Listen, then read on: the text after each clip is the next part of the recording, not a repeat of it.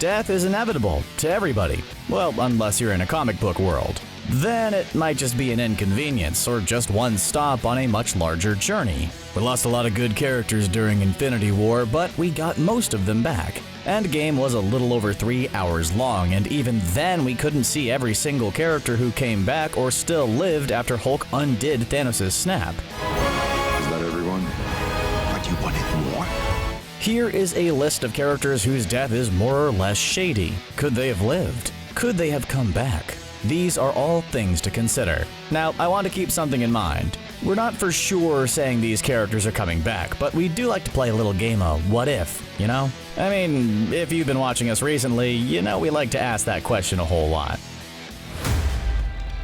We're going to start our list off with a character that not only died once, but twice on screen. How can Vision possibly come back, you might ask? He had his Mind Stone ripped from his forehead and his entire face crushed. Yeah, that happened, but we are forgetting that Vision is not human. He's a being made of a super intelligent AI and the Mind Stone, both of which still exist in the MCU after Endgame. It might take a long time and a lot of resources, but Vision could be rebuilt and remade. It wouldn't be easy though. Vision was who he was mostly because of the Mind Stone, which in the present timeline was destroyed after Thanos used them to wipe out half the universe and then pick up his old-fashioned farmer hat and go a-farmin'. If you think about it though, that's impossible. The Infinity Stones hold the universe together, so the stones can't be destroyed. Thanos said they were gone, reduced to atoms. So they are functionally destroyed because in order to get the stones back, you need to scour the entire universe for atom-sized bits of the stones and reshape them together.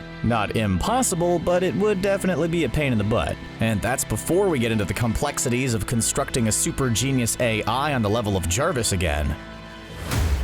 Talking about the possibility of a Black Panther 2 is kind of impossible with the recent passing of Chadwick Boseman. Disney might want to do some sort of tasteless CGI magic like they did with Carrie Fisher, but the fans know better than to want something like that. No, the more reasonable approach would be to have a new Black Panther after an appropriate amount of time has passed. Oddly enough, this entry is about Killmonger and how he might come back. I'd say might, in that we only see Killmonger fall over in defeat after pulling the spear from his chest. He rejected T'Challa's aid, saying that death would be better than bondage. In a way, death is preferable to a lifetime spent behind bars, but is it really? At the end of the movie, T'Challa seemed to be more sympathetic to Killmonger's upbringing, and how the murder of his father led him down this path of anger and vengeance. If Killmonger were to come back, though, how could it be done? Well, there are several ways, actually. T'Challa could have secretly had Killmonger taken to some kind of healing stasis tank to both save his life and imprison him temporarily while he formulates a plan to reform him. Wakanda does have the technology, and if not Wakanda, some other rival to T'Challa's power could enlist a cloned Killmonger. That sounds pretty unlikely though, with the fate of the Black Panther franchise up in the air, but one always has to ask if it's possible. People need to believe, and nowadays people will believe anything. The supposed final words of Mysterio, illusionist and disgruntled Stark Technology employee turned supervillain. His whole idea was that seeing is not always believing. He duped everyone, including Peter Parker, when he staged the defeat of the Elementals. He gained the trust of Nick Fury so he could get close to Peter. And finally, he recorded a message to send to J. Jonah Jameson to expose Spider-Man and frame him. He's more like Loki, except he uses technology instead of Asgardian magic. Even though Peter confirmed that the dying Mysterio was not an illusion, something tells me that he will be back. We have to think about this version of Spider-Man's other films. Marvel has shown us Phase 4, and one of those films is Spider-Man 3. A lot of fans have speculated that Spider-Man 3 will feature the Sinister Six, a group of supervillains who band together to defeat Spider-Man. There's already been confirmation that Jamie Foxx will return as Electro in this new Spider-Man film, which is wild. If they can get the original Electro back, then there is a chance Mysterio could return as well, through some extraordinary means of course. After all, he was just left to die in London. Just like Killmonger, there's a whole host of ways Mysterio could be revived, especially with his level of technology at his disposal. Can you really ever trust a trickster god? They always have something up their big long godly sleeves. Our understanding of Asgardian gods differs from the MCU. In the MCU, they can die, as we have seen with Odin, Heimdall, and others. In Infinity War, we saw Loki meet his end when he tried to assassinate Thanos at the beginning. Now at this point, we've seen Loki die not just once, but in fact 3 times already. Every time we saw him die, he would come back in some form or another. I mean, he is a trickster god. Tricking you into thinking he's dead is kind of part of the whole gig. So when Loki died for the third time in Infinity War, we weren't willing to accept it. We thought, he'll just show up in the nick of time to pull some kind of weird Loki shenanigans. But that moment never came.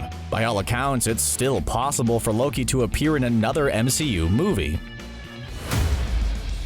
We often forget about those we lost along the way, but fans of Thor could hardly forget the death of Heimdall at the beginning of Infinity War. While Loki used the last of his power to try and kill Thanos, Heimdall used the Bifrost Bridge to save Hulk from the same fate. Heimdall's death at the hands of Thanos was unceremonious. He merely stabbed him in the chest with a spear as Heimdall laid sprawled on the floor, too weak to resist any longer. With Heimdall gone, there's no one in Asgard to protect the Bifrost Bridge and to watch over the 9 realms. It is possible for Thor to perhaps dub a new protector, but we're unsure if he has the power to grant the Bifrost to another. Asgard post-Endgame is in desperate need of a lot of key figures. With the death of Loki, Odin, and Heimdall, Thor needs to either take on a lot more responsibilities or delegate them to others. He already spoke with Valkyrie at the end of Endgame and made her the ruler of Asgard, but there is still more to be done. You know there is some kind of weird Asgardian magic that can either bring back the dead or, barring a resurrection, grant the power of Bifrost to another worthy of becoming the new Heimdall. We have another Thor movie coming in Phase 4, Thor: Love and Thunder, so anything's possible, right?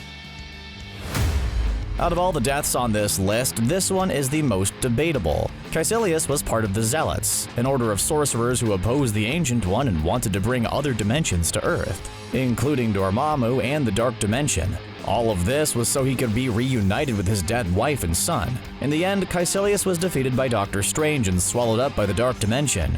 In the beginning, Kaiselius was brought to the Ancient One in order to find the answers he needed when his wife died of a terrible illness. To him, he thought the answers would lead to them being brought back. When the Ancient One did not give him the knowledge he sought, he looked elsewhere, which eventually led him to be swallowed up by the Dark Dimension. There's no telling what'll happen to him in the Dark Dimension.